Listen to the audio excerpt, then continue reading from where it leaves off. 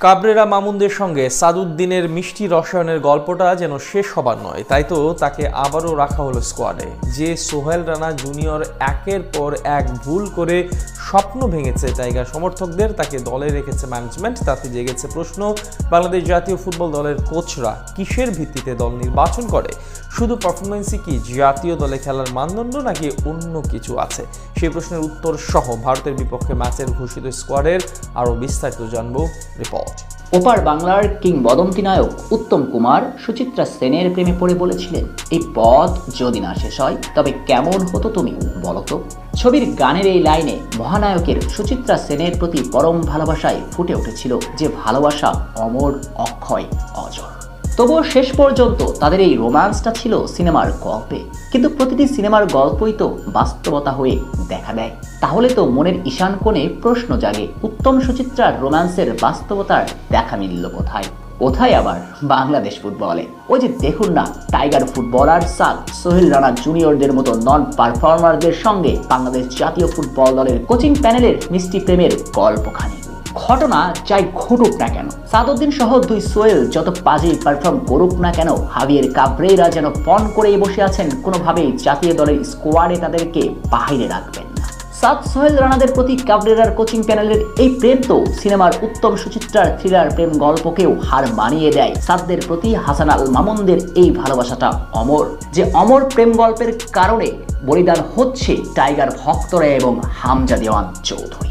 Perform না করলেও যে সাদ সোহেলদের রাখতে হবে স্কোয়াডে, অথচ হংকং চায়নার বিপক্ষে ফুল ব্যাকে প্রথম হাফে একবার প্রতিপক্ষের উইঙ্গারের গতির সঙ্গে পেরে না উঠে অযাচিতভাবে মাটিতে লুটিয়ে নিজের ব্যর্থতা আড়াল করতে চেয়েছিলেন সাদ। দ্বিতীয় হাফেও একই কাণ্ড, এবার অবশ্য মাটিতে লুটিয়ে পড়েননি, তবে হংকংয়ের উইঙ্গার তাকে তুর্কি নাচন নাচিয়ে বল নিয়ে ছুটে যাচ্ছিলেন, শত চেষ্টাতেও সাদ নাগাল পাচ্ছিলেন না। শেষ পর্যন্ত প্রাণভোমরা হামজা চৌধুরী ছুটে এসে বাঁচিয়ে দিয়েছিল বাংলার দুর্গ। অথচ সেই সাদই কিনা আবারও জাতীয় দলের প্রাথমিক স্কোয়াডে ভাবা যায়। অবশ্য সাদ যা জাতীয় দলের স্কোয়াডে থাকছেন তার অগ্রিম বার্তা দিয়েই রেখেছিলেন কাবরেরার অ্যাসিস্ট্যান্ট হাসান আল মামুন। মোদ্দা কথা, সাদের ব্যর্থতা পুরো দেশের চোখে পড়লেও চোখে পড়ে না কাবরেরা আর মামুনদের। তাতে প্রশ্ন তো জাগে, বাংলাদেশ জাতীয় দলে খেলার মানদণ্ডটা আসলে কি? সত্যই পারফরমেন্স তো, নাকি নামি দামি ক্লাবে থাকাটাই যথেষ্ট? সে প্রশ্নটা আরো জোরালোভাবে সামনে দাঁড়াচ্ছে যখন সোহেল রানা জুনিয়রকেও আপনি এই স্কোয়াডে দেখতে পাবেন। হংকং চায়নার বিপক্ষে যে সোহেলের ভুলে গোল হজম করেছিল বাংলাদেশ, অথচ তিনি টিকে গিয়েছেন স্কোয়াডে।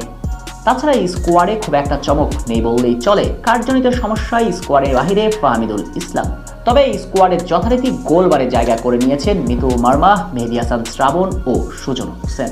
ডিফেন্ডার হিসেবে জায়গা পেয়েছেন তপু বর্মন, তারেক কাজী, সাদউদ্দিন, তাজউদ্দিন, জায়ান আহমেদ, রহমত মিয়া, শাকিল আহাদ, তপু।